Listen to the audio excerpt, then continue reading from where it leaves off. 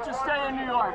You don't get to come from outside and then tell everyone else. Well, well, well. I was thinking about making a video about the Havana syndrome, a microwave weapon, which the Redditors have been stirred up. They're thinking that Russia has perfected this weapon and the Russian mob is selling it. And, well, if the Russian mob could make it for $15 million, so, is our government that stupid? Oh my god, wait a minute. Russia? Trump?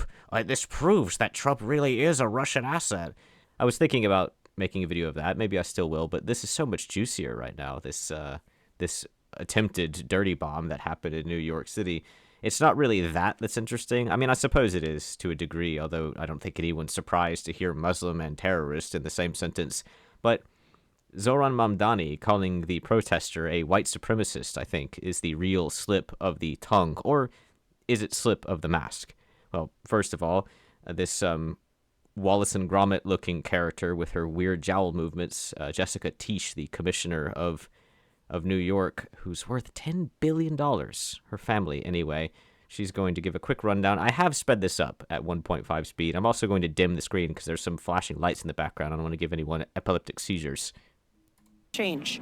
At approximately 11 a.m., two separate demonstrations, a protest and a counter-protest, commenced in the area of East End Avenue and East 87th Street.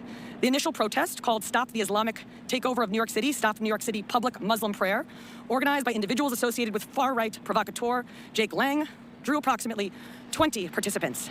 The counter-protest, Run the Nazis Out of New York City, Stand Against Hate, took place nearby with roughly 125 participants at its peak. Both groups were separated into designated protest areas by NYPD officers. Shortly before noon, tensions escalated between individuals in the two groups.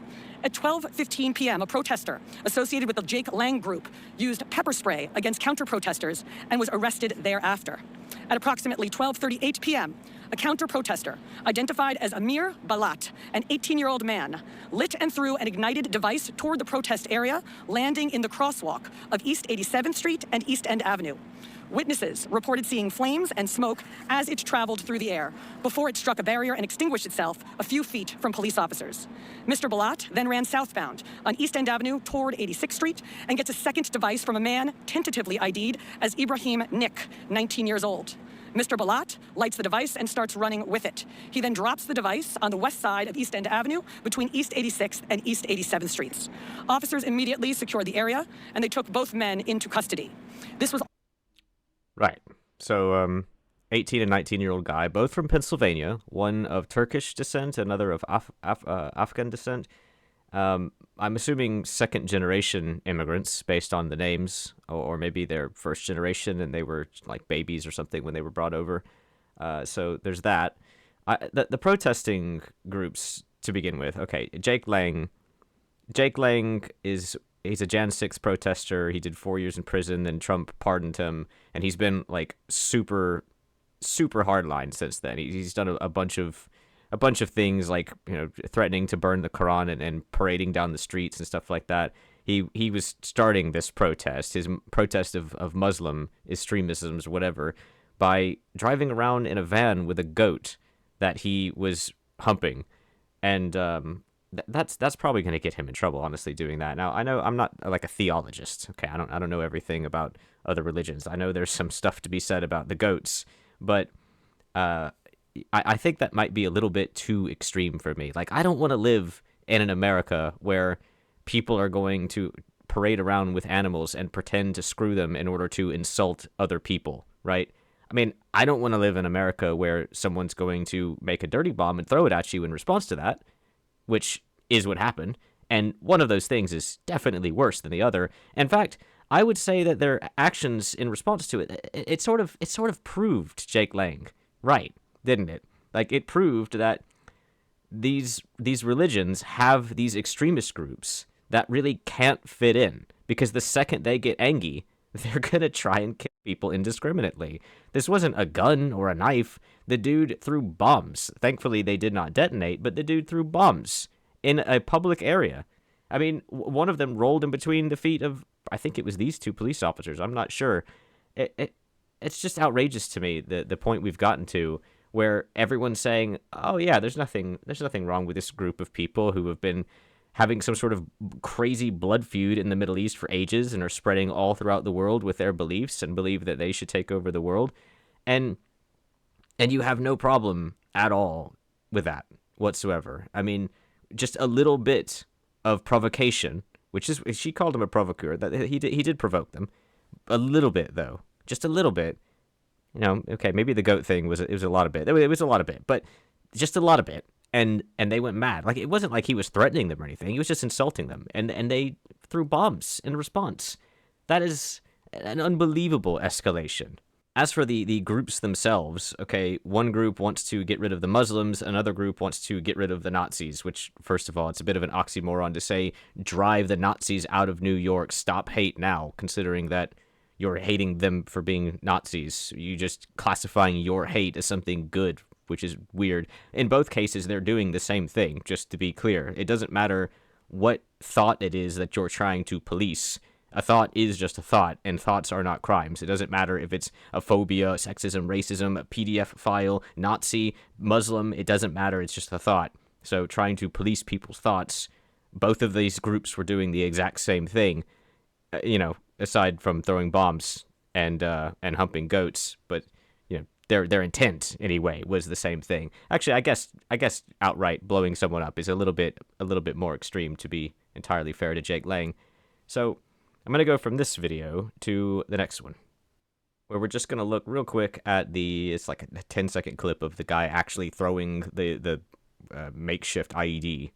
Police allege 18-year-old Amir Balat threw an improvised explosive device into the crowd. You can then see him grab what may be a second device from 19-year-old Ibrahim Kayumi. Balat appears to try and light it before police chased him down the street, tackled Balat. That guy. Okay, first of all, this dude's acting like a rat just ran in between his feet. You think in New York you'd be used to that. Should have just kicked it away. The other one, though, man, he instantaneously goes for this guy. Probably not the right decision, considering there was a bomb rolling at him, but he just went for it, just straight at him.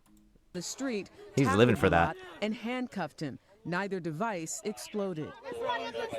Police all another thing you should pay attention to as well is, like, because this isn't just a Muslim thing, all right? This isn't just an immigrant thing. It's an American thing. It's a Democrat thing.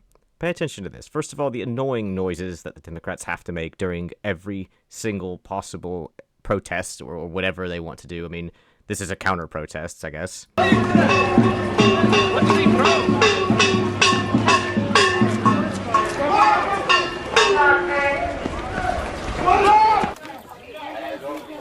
Pay attention. Just listen for the sound of an incredibly annoying bitch. Does someone have your emergency contact? Did you hear that? Did you hear that? Does someone have your emergency contact? That's right. You can hear the sound of a Karen asking if someone has his emergency contact. Because remember, the Democrats' myth that they've started is that you will be disappeared by ICE if no one has your emergency contact. You won't be given a phone call. You're going to be sent to Alligator Alcatraz. They're going to throw you in the water with your hands tied, and you'll never be seen again. This guy's a terrorist. And the Democrats are immediately asking him, before he's even fully arrested, if he has his emergency contacts in order. You know, they're trying to save him. This annoying Karen is trying to save this guy. It's just unbelievable. Like, there's no thought process whatsoever. They see something happening. They know the government's at fault. Of course the police are at fault. Defund the police, right? Get them all out of here. Get all the police out of America. Get the military out. Get everyone of fighting age out, and bring in the immigrants, right? That's the democratic way, it seems. Right, so that was just showing what actually happened. Now, right here, she's going to... Trish is going to... Tisk...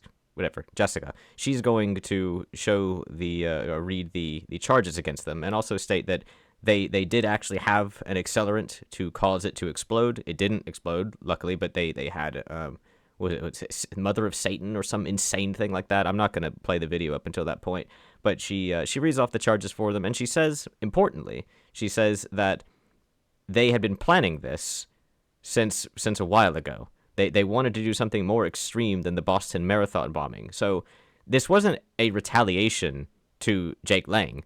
This was just something they were going to do, period. And it happened to be in response to Jake Lang, but it would have happened either way. And they say as much. We can now share that federal charges have been filed. Oh, right. Try not to pay attention to the girl on the right. She blinks a lot, and I did speed this up to 1.5 times, so it seems even weirder. Filed in the Southern District of New York against two individuals, Amir Balat and Ibrahim Qayyumi, in connection with that attack. The defendants are charged with attempting to provide material support to ISIS, using a weapon of mass destruction, transporting explosive materials, interstate transportation and receipt of explosive materials, and unlawful possession of destructive devices. The complaint sets forth the factual allegations supporting those charges. As alleged in the complaint, the defendants were inspired by ISIS to carry out their attack. There should be no confusion about what ISIS constitutes. It is a designated foreign terrorist organization responsible for deadly terrorist attacks across the globe and has taken credit for mass casualty attacks in Europe, the Middle East, and right here in the United States. And as alleged, both defendants have admitted that they acted on Saturday because of ISIS. As Qayyumi was being placed into an NYPD vehicle following his arrest, a person in the crowd asked why he had done this. As shown on NYPD body-worn camera footage referenced in the complaint, Qayyumi responded with ISIS. And at the precinct, after being advised of his Miranda rights and waiving those rights, Qayyumi said in recorded post-arrest statements that he had watched ISIS propaganda on his phone and that his actions that day were partly inspired by ISIS. The complaint also details statements made by Amir Balat after his arrest. En route to the NYPD precinct, Balat made spontaneous statements without being questioned by NYPD officers that were captured on body-worn camera footage. He said, "This isn't a religion that just stands when people talk about the blessed name of the prophet. We take action, we take action." As well as, "If I didn't do it, someone else will come and do it." And later, after waiving his rights, he requested paper and wrote a message declaring in part, "I pledge my allegiance to the Islamic State. Die in your rage, you kuffar." Now, die in your rage is a commonly known ISIS slogan, and kuffar is an Arabic term that refers to non-believers. He also told investigators that he had hoped to carry out an attack even bigger than the Boston Marathon bombing, which he noted resulted in only 3 deaths. Right, so this duo of teenagers, an 18 and 19-year-old, not really even adults by Western definition, where they technically they are, but they're not really, because they didn't really learn how to be adults, how to have any kind of responsibility. They're out here radicalized by ISIS, but which is real terrorism content, and they're making bombs. Both of them from Pennsylvania, but yet they're from different parts of Pennsylvania, which, I don't know, suggests to me some sort of enclavization sort of scenario going on there. It's so bizarre to me because it's as bold as it gets. They're just telling you if we didn't do it, someone else will. And even though you caught us, they hadn't even killed anybody. They probably could have at least lessened their sentence to some degree because they didn't actually cause any harm besides an instant of terror, right? And yet they just doubled down on it when random person from the crowd asked them, "Why'd you do it?" And then they tripled down on it when they were writing some paper afterwards. They just don't care. They don't think even 5 seconds in the future. They want to blow people up because they love Islam that much. And it's really not something that can fit in with Western society, at least not these extremist groups. And the thing is, how do you know who is and isn't part of the extremist group, right? What extremist group is there of Christianity that's going around blowing people up? What about Buddha? What about Shintoism? Do these religions have any kind of extremist group that you're scared of? No, but Muslims have that, and I don't see how you're supposed you can't magically know whether or not they're going to be an extremist or not, or whether or not they're going to become one. So it's just something that seems incompatible with the West. And that brings us to the main event, the big oopsie of Mamdami's response to this. On Saturday, a protest was held outside Gracie Mansion, where I live with my wife, Rama. Neither of us were home at the time. This was a vile protest rooted in white supremacy entitled "Stop the Islamic Takeover of New York City." I'm the first Muslim mayor of our city. Anti-Muslim bigotry is nothing new to me, nor is it anything new for the 1 million or so Muslim New Yorkers who know this city as our home. While I found this protest appalling, I will not waver in my belief that it should be allowed to happen. Ours is a free society where the right to peaceful protest is sacred. It does not belong only to those we agree with. It belongs to everyone. I will defend that right every day that I am mayor, even when those protesting say things that I abhor. Let me also be clear about something else. New York City will never tolerate violence, whether from protests or counter-protests. Many of the counter-protesters met this display of bigotry peacefully, with a vision of a city that is welcoming to all. But a few did not.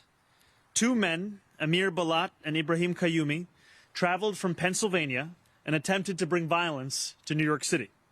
They are suspected of coming here to commit an act of terrorism. There is video of these two individuals throwing two devices towards the... Yeah. He goes on to talk about how great New York is and the police force and so on and so forth. You know, he keeps talking about how great the New York is, how welcoming New York is, how these people came from Pennsylvania. They're not actually from New York. He's talking about how great he and everyone else is. You know, he sounds a lot like Trump when he talks, I'll be honest with you. But what I noticed is that he called the protester, Jake Lang, he called him a white supremacist. He said that his wording was rooted in white supremacy. Now, tell me, how is it that a protest against a religion could be rooted in white supremacy?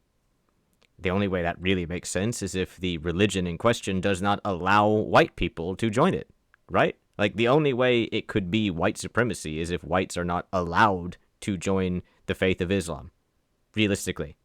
So is that what he's saying here? That is he just like Freudian slipping? Like white people aren't allowed in this super special club? I mean, Christianity allows other people in, right? Like everyone could be a Christian. So it can't be like this is a Christian country. We only allow white people in because only white people are allowed to be Christian. So that's not what it is. It's anti-Muslim, but it's not anti-brown people. It's not anti-Iranian or anti-Afghan or anti-Pakistan. It's anti-Muslim. Isn't that what his narrative was, Jake Lang's? And the people who were throwing bombs, they were Muslim extremists, right? It wasn't just because they were brown. So he's basically just calling them a white supremacist for no reason other than to push an agenda, which is why he also constantly parrots the word abhor and bigot and such, which are just trigger words that don't really mean anything in this particular case. I mean, bigot never does. But this is an absolutely royal cock-up on his part to say this, and it doesn't look so good, especially because he is a Muslim, and the people who threw the bombs, they were also Muslim, and then Jake Lang was protesting that, so it doesn't sound good for him to repeatedly state how he disagrees with and is disgusted by what Jake Lang said. I mean, obviously you are. You're a Muslim, and he's protesting being Muslim, but you didn't need to constantly repeat yourself over it. Like, he's talking more about Jake Lang than he is about the people who threw bombs. It's weird.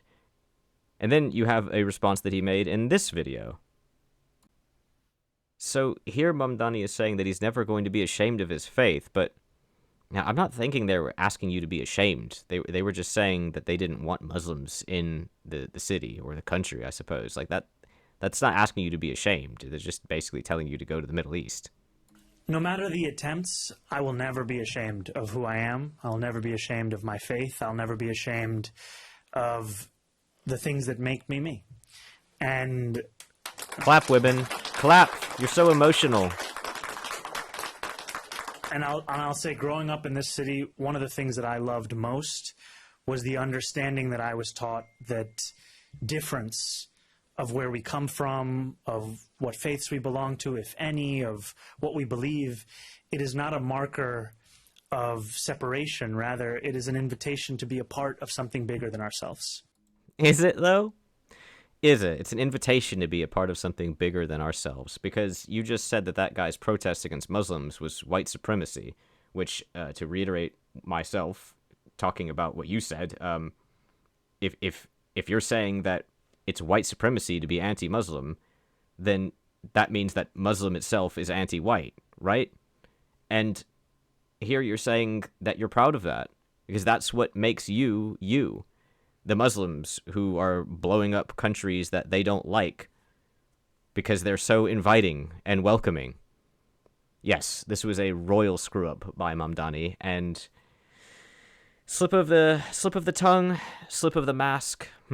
I think time will tell, and I think it's going to ramp up very quickly, obviously, with Iran going on and with the, I was going to say the UK, but Europe sinking. Actually, since I'm on the topic of the UK, These two guys, the 18 and 19-year-old from Turkey and Afghanistan, well, I guess they're maybe second generation or even third generation descendants. I have no idea what their citizenship status is, but they were of Turkish and Afghan descent.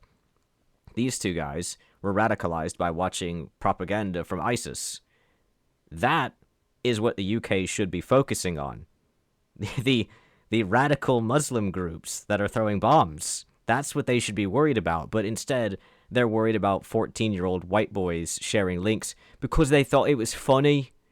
And they're going to give them a criminal record and prevent them from going to college. By the way, why is it that the kid can't go to college? Like, I've included that video in the last couple of videos I've had. Why can't he go to college because of a criminal record from sharing a link?